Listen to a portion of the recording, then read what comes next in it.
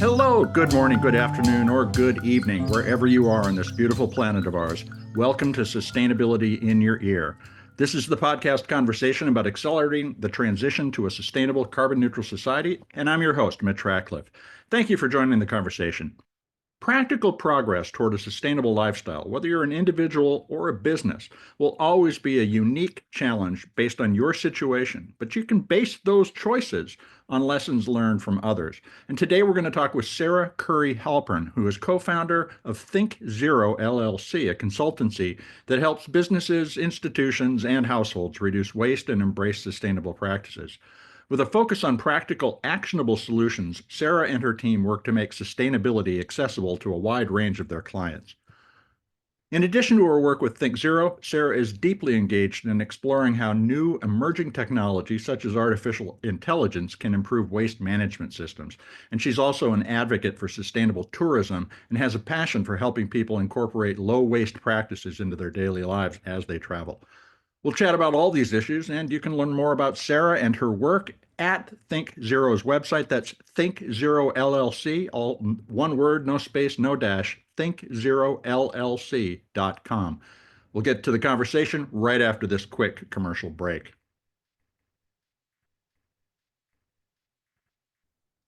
Welcome to the show, Sarah. How you doing today? I'm doing great. Thanks, Mitch. Thank you so much for having me on the show. Well, hey, thank you very much for joining. And I want to start off by asking, you founded Think Zero. Tell us about when you started and what motivated you to start a company that focuses on sustainability and low waste. It's not something everybody jumps into. Yeah. So at the time, right before I started Think Zero, I was at the mayor's office of New York City. I was running solid waste and zero waste programs for Mayor Bill de Blasio at the time, and saw a tremendous need in the private sector for this kind of work. I ended up through the Mayor Zero Waste Challenge, which I founded and ran with my team. I met a lot of private companies, everything from hotels to major corporations that were just starting to do this waste reduction work, but really didn't have good partners to do it with them. At the same time, I met my business partner, Ushma Pandya Mehta, through cloth diapering our daughters. Our husbands like to joke that we shared secondhand underwear. And through that, we formed a friendship and then realized we wanted to launch Think Zero together. I came up with the name Think Zero and quickly grabbed the URL because such a good name would go really fast. And before we knew it, September 2016, we had a business. And within the first year, we had our first set of clients. And the rest is history. Who are some of your clients? Yeah. So we have a lot of New York clients, but growing across the country. So RXR, you may know, is a big real estate owner, Brookfield Properties, Disney. We've worked with a variety of different private schools, such as Riverdale School out of New York, and a lot of other real estate owners and developers across the country, private schools, and sort of one-off projects that could be a lot of different corporations. It's a lot of different kind of clients. What would you say are the common challenges that these organizations are all facing? Yeah. So I would say when it comes to waste reduction, they are, a couple of the common challenges are basically leadership buy-in, really making sure your leaders are, completely bought into the program, because it's really not going to work if the leadership isn't bought in. Then I would say a lack of awareness of the global waste crisis, perhaps not at the leadership level, but more in trickle down, more at the, employee level, and a lack of awareness for how these issues affect our health and our livelihood. And then number three, I would say, is a lack of understanding for how to properly sort waste streams so that the materials can be donated, recycled, reused, composted, etc. Leadership buy-in, should their compensation and other incentives be aligned with their zero commitments? Or is this something that is just not easy for a lot of organizations to embrace? I certainly think that that should be the case. I might have heard of one or two organizations, but it's very few and far between where the leadership compensation is tied to sustainability goals and targets. I think that would be a fantastic thing to do, and I could see some very cutting edge organizations doing that. We'll The see. other the other thing is you talked about the need to understand how to sort waste, and obviously that's what Earth911 spends a lot of time helping people understand, Yeah. but I know how hard it is. So this is the question. You're describing not simply a recycling sequence, but a circular economy where things might be donated or repaired and reused in a variety of different ways. How should a business think about the circular economy, not just in terms of its own material that it might take back and recycle, but comprehensively? Can you draw a picture of the space that they need to enter? Sure. Yeah, so we currently live in a linear economy as far as sustainability and waste, where basically we create products in a straight line. We transport them, we use them, and then we dispose of them. And so that's what we call the linear economy. What we're Mhm. transitioning to is a circular economy. And that's where we're in a circle essentially, where all these materials and inputs are kept in the loop for as long as possible until we need to bring them to their end of life. And when I say kept in the loop, that's manufacturing, usage, and then hopefully repaired and used again, or reused in some of the sold and used again, consigned and used again, remanufactured and used again. And so those materials are in the loop so much longer. And you can see how that really cuts down on greenhouse gas emissions because otherwise we're creating new virgin inputs all the time. So with a circular economy, we will still need to have new virgin materials, obviously, and new products. But the idea is there'll be less of that because you are reusing these materials and keeping them in the loop so much longer.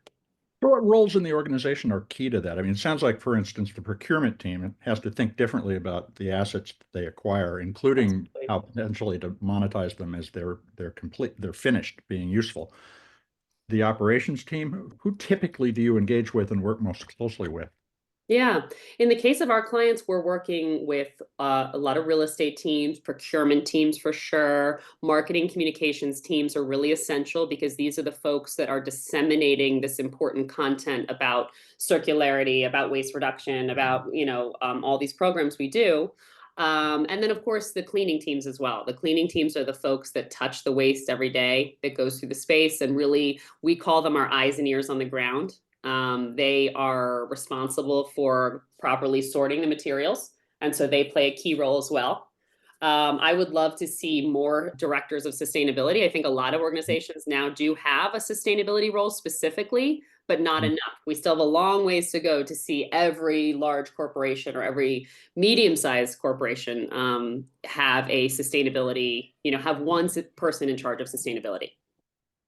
So that raises a question about whether or not you see an enduring commitment in the face of Trump round two. Uh, we're seeing a lot of companies pull back on a variety of types of commitments. Do you think that this is a practice that is still going to continue to propagate and grow? I do. I think that companies realize that it's their, really so much of this work lies in their hands and is their responsibility, even in the face of a federal government that doesn't support this work. Mhm. I think that we're going to learn a lot over the next 3 to 4 weeks, right, on where we really stand with all that. So I think it's early to say, but I personally haven't seen a lot of corporations stepping back on their corporate sustainability and ESG commitments. So Mhm. I remain positive that the private sector knows that the responsibility really lies in their hands as well as more in the state and local municipalities. I think mayors and governors also take on a big role here and can keep this work going even during a federal government that is not supportive of sustainability initiatives. So, do you find that one of the big challenges is just getting the organization to understand the business case for sustainability, for lack of a better phrase? I mean, how do you make that clear to someone that it's not simply going to be more profitable, but that it is going to create in a resilient marketplace that they can continue to operate in? Yes, that's a great question because many companies are not driven by reducing environmental footprint alone, as we both know. Yes, we often need to make the business case for sustainability, but it's a much easier case to make these days because companies doing this work reap so many benefits, including things like being more desirable to younger workers. I think younger workers in the workforce are demanding these things. They want to see a bona fide recycling program. They want to see composting programs. They want to see a thought process, sustainability goals, and they will select their future job based on some of these metrics.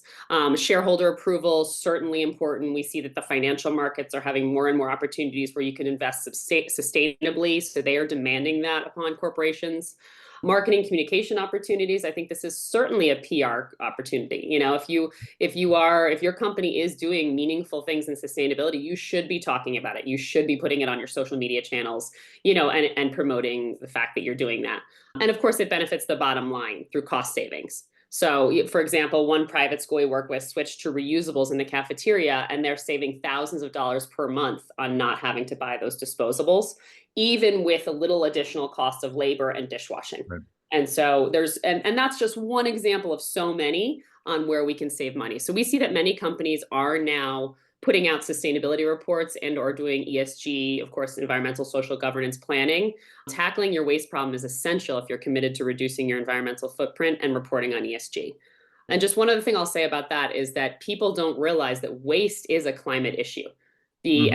As I was saying before about the circularity, the creation of new virgin materials and products emits a tremendous amount of greenhouse gas emissions. Transporting those products and materials uses a tremendous amount of greenhouse gas emissions, and landfilling and incinerating those materials after they are used, oftentimes used just once, Yep. also emits a tremendous amount of methane and other GHGs. So most people and companies care about climate change today. So when we make the climate connection, a light bulb goes off in their heads and they realize that they must do this work to help the climate and also to remain competitive, since most of their competitors are doing this work as well. So let's use RXR, the commercial real estate company that you mentioned a moment ago, as an example. I was reading the case study on your site, and it strikes me that it's a community effort, even though it's a company at the center of that community that owns the 17 million square feet of property. Yeah. But they have to get the tenants involved, the cleaning teams, as you talked about. What are the organizations outside that world that you suggest somebody start exploring new relationships with, like waste haulers, for instance? Yeah, partnerships are absolutely essential to make this work, of course, because what are we doing with the waste and what are we doing with these materials that we want to be recycling and stuff like that? So there's a whole slew of partners that get involved. Yeah, waste haulers is a huge one. I mean, in the New York market, some of the names are consistent with the names you might hear across the country, like a Waste Connections. And then a lot of them are more regional to the New York space, which is like an Action Environmental, Royal Waste, and some of these other haulers, but they're only one piece of the puzzle. There's a huge network of people that's also food donation, furniture donation, specialty recycling. The category of specialty recycling is all those other things that can't be recycled in your regular recycling bin, but we are recycling them for clients. And that's things like coffee pods, batteries, electronics, Mm-hmm. bulk materials that might be like bulky metal, bulky plastic. And so there's a whole big category where we rely on partners to come collect these materials to, again, keep them in that loop. Does that mean that it really is important to engage somebody externally to help you forge that network of relationships, or is that something that a company increasingly can start to explore itself? I think companies that are up for it, again, from what I've seen, if you have at least a couple of full-time folks working on this effort, like a director of sustainability, along with at least maybe one or two staff members, I think you could pull that off and do it yourself. What we see is challenging, and particularly in environments like a school environment or a nonprofit institution, is you'll have one person who like half their duty is to be the sustainability person, and Yeah. that person is completely frazzled, right? And it's a full-time job. It really is a full-time job. So I don't recommend that companies take this on their own unless they have at least one full-time person, and ideally several full-time people focused on this. Because it is, I can tell you, I do this day in, day out, and it is certainly a full-time job with a team of, I have my team of 5 people plus another 15 waste audit contractors that are highly trained. And so all in all, we have about 20 people working on this effort, in addition to all our partners that we work with. Now, you write and talk a lot about individual decisions that somebody can make, but getting the customer involved in this network and giving them actions that they can take that extend the effort of the company at the center of whatever circular economy we're talking about is really important. What's your advice to an individual who wants to make a difference, whether it's with their commercial real estate landlord or the retailer that they shop with on a regular basis? What should they be telling them they want? Yeah, I think consumers do need to speak up more and be the squeaky wheel. I think it's super important. I'm a squeaky wheel, and I certainly subscribe to that. Yeah, when it comes to you asked about the example of like a tenant in a real estate space. I think definitely speak up. Go and talk to your property manager or your assistant property manager or your janitorial team, whoever you have that relationship with in the building, and ask them, what are our programs? What are we doing for recycling? Are you going to be starting a composting program? Are you specialty recycling anything? Are you making an effort to, when there are bulk materials, to separate out recyclables? Ask those questions and continue to ask those questions, and you'll see that things will start to change, because these are, property managers in that case, in this example, I should say, are really care about what their tenants think. And also, we know there's been a bit of a downturn in the commercial real estate industry, and so they want to keep their tenants happy. Trust me. And then in the case of just like a typical consumer, one example I think is, well, I shouldn't say one example. Many big brands nowadays are asking more of their consumers as far as Mhm. what they need to be doing. One example of this, I think, is like all the compostable products that are on the market today, Yeah. such as, and I'm not just talking about compostable plates and cups. I'm also talking about, you could have a lip gloss, a paper wrapped in paper, which Mhm. is supposedly compostable. But guess what? The onus is then on the consumer to participate in that, to do the right thing. That item needs to be composted. Many people don't have access to composting programs, or even if they do have access to it, they might not be aware of it. They might not know how to do it correctly. And so I think companies are asking more and more of consumers, and in turn need to educate their consumers better on how they can participate to make the right choices for those products as far as being able to divert them. This raises an interesting extension of that question because you already called out the fact, for instance, that commercial real estate is already struggling, and so they're trying to keep their renters. Cities are going through really significant transformations right now because in the wake of the pandemic, people are not going to town to work anymore. What are you telling your clients about the opportunity to reconfigure their space to do more of these things in addition to simply being profitable? Is this an opportunity to rethink the urban center as a sustainable environment? Yeah, I absolutely think so. I would see though, I would say though that most of our clients are actually requiring their employees to return to work. Hmm. And this is across the country, and typically in cities, but in most cases, 4 days a week, is more typical now. People are largely back in the office, and waste generation has, for the most part, gone back to pre-COVID levels. So I think in those cases, we're already seeing that waste is up, and maybe there isn't as much opportunity to restack that space. But in cases where there are a lot of commercial owners that are thinking of converting buildings, for example, to residential buildings. Hmm. I think that's a tremendous opportunity. And that's something my business partner and I want to take advantage of, to, talk to these owners about how they can set up their buildings for 21st century zero waste and circularity. And that is something that we do. And in that case, we're coming in and we're looking at infrastructure in the building. We always we always feel that we get involved in projects very early, development projects, that so much of that space gets grabbed for other things, and there just isn't space left for these zero waste programs and circularity that we want to do. And we really need a significant amount of space. In Yeah. many cases, you need a lot of storage space. You'll need different categories of bins to be able to separate into so many different categories. You'll need really good infrastructure, like maybe a cardboard baler, a plastics baler, maybe compactors for different larger streams. You also want to be thinking about infrastructure throughout the building, such as water bottle refillers. Also, we're big proponents of switching from paper towels to air hand dryers. And I'm Mhm. talking about modern, super efficient air hand dryers where they're really not using a lot more energy. So there's so much you can do in a building to make it ready for 21st century zero waste programming. And we do hope to get some of that work from this reset, if you will, this post-COVID reset. It's going to be an interesting time for sure. And I want to turn to what some of you writing on other topics, but we're going to take a quick commercial break. We'll be right back. Thank you.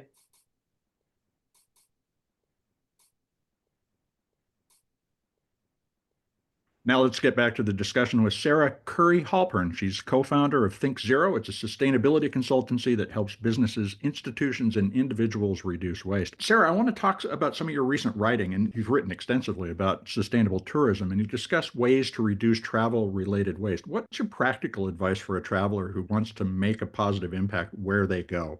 Yeah, absolutely. So before you travel, definitely do some research on the hotels or resorts you're considering visiting. Many of them will include a link to their sustainability plans or commitments at the very bottom of the website. This is something I always look for. You can also visit their awards page to see if they've won any awards related or accolades related to sustainability. Checking on ecohotels.com is a great place to start if you're just sort of starting this ecotourism journey. There you can book hotels and resorts around the world that have received some kind of sustainability certification. So that's a fantastic, easy place to start. Also, don't be afraid, again, to be the squeaky wheel. I travel a lot and often ask to speak to a manager or leave a note for the manager with feedback about their sustainability efforts Hmm. and changes they can make to do more. I will ask if they compost and recycle. I will check to see if they've switched to refillable pumps in the bathroom for shampoo, soap, and conditioner. If they're still using disposables, I'll comment to the manager that my family would appreciate making this switch. I always check online to find out if the tap water is safe to drink. That's a huge one. Think about it. When you travel somewhere, if you're relying on plastic water bottles for that entire trip, that's going to be, if you're a big water drinker like me, that's going to be maybe up to 8 bottles of water a day times however many days you're there. That's a tremendous amount of plastic waste. Most places in the US have sophisticated water purification and infrastructure, and the water is safe to drink. This is not always the case internationally, of course. If the tap water is safe to drink, I'll ask if if the tap water is unsafe to drink, I'll ask if they purify the water in the kitchen. Hmm. I've traveled to places like Nicaragua, India, and elsewhere where if it's a decent hotel, they will actually purify the water in the kitchen. And that way, at least part of your water can be coming from a tap and not having to be coming from water bottles for the entire trip. I think another thing is also your own personal decisions that you make going on that trip. I Hmm. highly recommend bring your own refillable water bottle, bring your own coffee cup, and bring your own utensils. And you'd be amazed to see how much waste this cuts down on an average trip. Particularly if you're traveling around Europe for a week, you're traveling around South America for a week, just having these three items, just a little kit of utensils, a small refillable coffee cup, and a small water bottle will cut down on, I would say, at least 50% of your waste during that time. And if you have a little extra space, maybe bring a little stackable container for food leftovers as well. I try to always remember to bring my little stackable food leftover container, not only when I travel, but also when I go to restaurants right in my own hometown of Boulder, Colorado.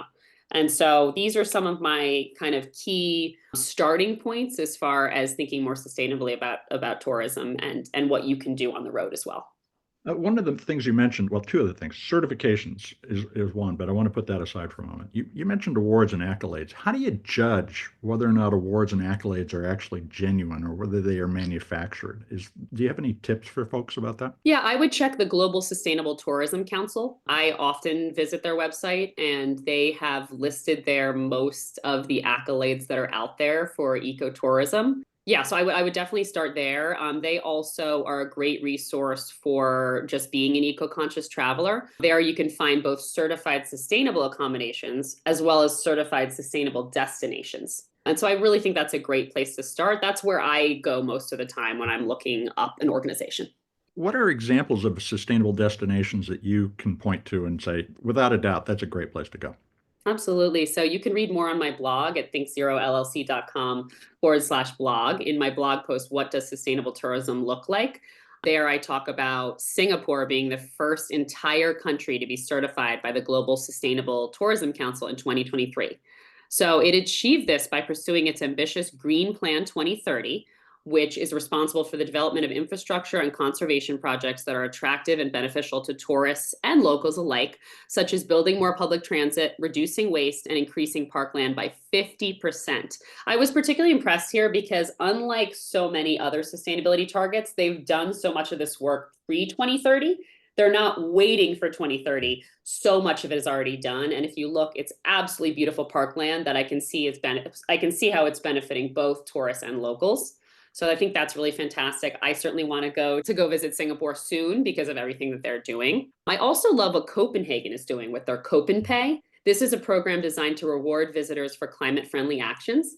So participants could earn museum tickets, boat rentals, and free drinks and meals at restaurants by collecting trash, taking public transit, or riding a bike. And I think this is really brilliant because we know at Think Zero that incentivizing people to do eco-friendly behaviors with rewards really works, primarily because people love gamification and they especially love to save money. Why do you think that American cities haven't embraced this? And is there an American city, maybe Washington, D.C., because it's the destination for folks who care about this country, to embrace this model and start to try to create those internal incentives as well? What do we need to rethink about our cities based on your views on sustainable travel? I think we need to learn from some of these other cities. I don't see enough of this in the US. I think that, things like Cope and Pay, like programs designed to reward visitors for climate friendly actions is absolutely fantastic. And we should see more of this in our cities. Perhaps part of it is that we're bogged down with so many other issues in our cities. Of course, I think there's a lot of things at play here. But I would love to see this coming to cities like Washington, D.C., New York City, and other cities around our country. So let's change topic a bit. You've written about your enthusiasm for artificial intelligence in waste stream management. How do you see AI revolutionizing waste management over the course of the next decade? I think, like so many other industries, AI is a tool that can help make waste management and waste reduction and diversion more efficient. AI is definitely shaking up the waste field, everything from AI powered robots sorting waste at MRFs or material recovery facilities, which is a fancy name for recycling centers, to AI systems monitoring landfills and patching up methane leaks or helping prevent leachate runoff. I think there's a lot more coming too. I think smart bins, and so many other technologies can help change behaviors. So I think we're going to see a lot more AI coming in the waste industry. But the downsides are enormous as well. AI has a huge carbon footprint and also uses a frightening amount of fresh water to cool data centers. So I have my concerns as well. I do know that there's a particularly data center cooling, that there's a recirculation initiative going on across the industry. But do you see in the long term AI's benefits, the environmental benefits, outweighing the impact that you just described? I think it's possible, but we'll need more data to make this determination. For now, I'm cautiously optimistic about AI's impact on the waste industry, but I am using it sparingly due to again, the enormous demands it has on our natural resources, both energy and water. For example, freshwater evaporation related to AI energy needs is a rapidly growing problem. Last year, researchers found that global AI demand may account for 4.2 to 6.6 billion cubic meters of water withdrawal in 2027 if AI keeps growing at the same rate every year. And so I'm pleased to hear that data center groups and companies are trying to do something about this to minimize their environmental impact. But I definitely have my concerns. One of the other questions about AI is, for instance, Google is doing some really interesting work with high-speed sorting. Mm-hmm. That you can separate the material. But one of the implicit, I guess it's the best way to describe it, is biases built into that is that it's still a take, make, waste kind of a solution Mm-hmm. rather than a circular solution. And aimed at sorting out the material that you can easily recycle versus all of that specialized material that you were talking about before. Are we encouraging through the application of AI in that way further wasteful consumption? And have you thought about how you could take it and flip it around to give feedback to say, you produce a lot of stuff that can't be reused? What can we do with AI to start to teach us about what we're doing to ourselves? Yeah, I would look at AI for other applications, and that's where I would get excited with AI for circularity. I'm sure Mhm. there's already thought about this, but I think, for example, AI could be processing things like clothing and Mhm. shoes. I recently wrote about shoes. Shoes is a tremendous problem on planet Earth. It's shocking the number of shoes that are produced and thrown away every year. It's in the billions. Wow. I think if AI could be harnessed to go through very large piles of textiles, apparel, shoes to sort out, your different categories of, in perfect condition, fully sellable from, okay, this is donatable, but it wouldn't be sellable. Mhm. And then, this is really has to be, this is end of life, but how can we maybe recycle these materials? I think that could go a long way and also prevent that issue you were talking about of, AI being used just to continue our waste problem and encourage more wasteful consumption. If you step back and you look at the big picture, what do you think the most impactful change or changes that we could put into practice globally might be? I'm curious about this with everybody from a variety of perspectives because we're only going to find the solution when many of us see the same thing. That's right. Unfortunately, with a downturn in the fossil fuels industry, largely due to renewable energy, but also just less demand globally, many fossil fuel companies have switched their focus to plastic production from fossil fuels as a Mhm. means to increase profits. This is highly concerning because the planet is already bombarded with way too much plastic, filling our land, waterways, and even our bodies, as we know. I believe we need to figure out how to convince fossil fuel companies and other plastics producers to turn off the plastics faucet, as I like to call it. And this is the rampant production of plastics, particularly single use plastics, Mhm. because there's never going to be enough reduce, reuse, recycle to fix the global plastic and waste crisis. We need to stop the problem at its source. What's the So this is what's the something I'm business case? thinking a lot about.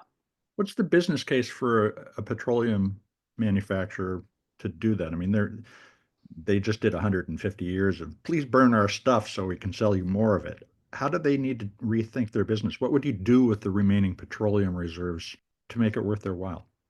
I would leave them in the ground. I think they belong in the ground, right? We know that they're derived from dinosaurs and other ancestors, and I think they belong in the ground. I think they need to shift their business model to renewables. And I do see that happening. And I am Yeah. excited to see that some of them are thinking big about renewables and getting into the renewable space. I really think that that's where it's at. Let's leave those fossil fuels right where they originally are and where they belong. Because the moment we take them out, we know that there's a ton of emissions involved in that process and in the usage of fossil fuels. So I don't think they have any place being used on planet Earth at this time. Sarah, thank you so much for your time today. How can folks follow your work and keep up on your ideas? Yeah, absolutely. They can find me on LinkedIn. Just type in my name, Sarah Currie-Halpern, or check out our website and blog at thinkzerollc.com/blog. I write about at least once a month, if not twice a month, about all issues related to waste and sustainability. Thank you. Sarah, thank you very much. Have a great afternoon. Thanks so much, Mitch. You too.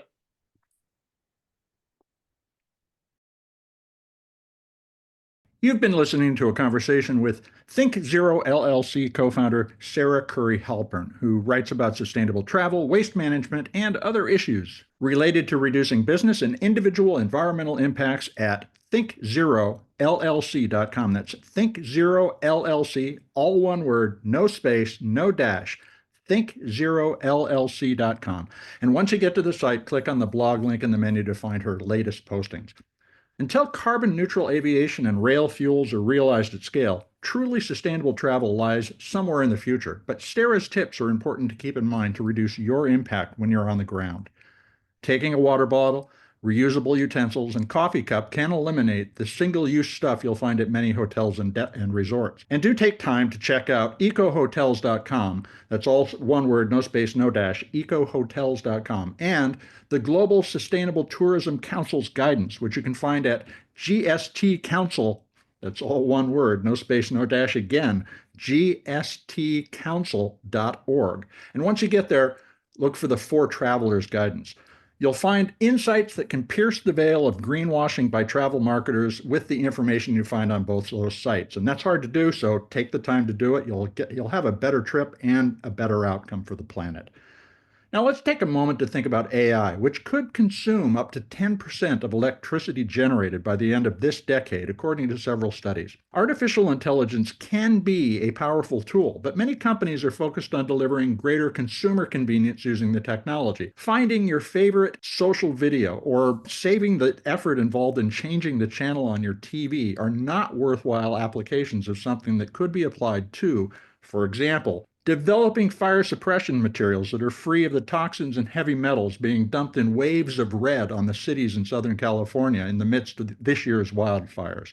We can and will use AI to invent new sustainable materials, sort reusable materials out of the waste stream, and much more. But we should not see every question posed by humans, like what's on TV tonight, as a nail for the AI hammer to resolve.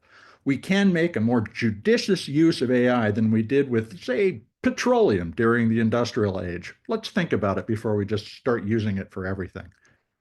And you can change the dialogue by sharing sustainability in your ear with your friends and family. We've got more than 500 shows to choose from, and writing a review on your favorite podcast platform will help your neighbors find us. Please take the time. You are the amplifier that can spread more ideas to create less waste. Tell your friends, family, and coworkers, even the people you meet on the street, that they can find sustainability in your ear on Apple Podcasts, Spotify, iHeartRadio, Audible, or whatever purveyor of podcast goodness that they prefer. Thank you, folks, for your support. I'm Mitch Ratcliffe. This is Sustainability in Your Ear, and we will be back with another innovator interview soon. In the meantime, folks, take care of yourself, take care of one another, and let's all take care of this beautiful planet of ours. Have a green day.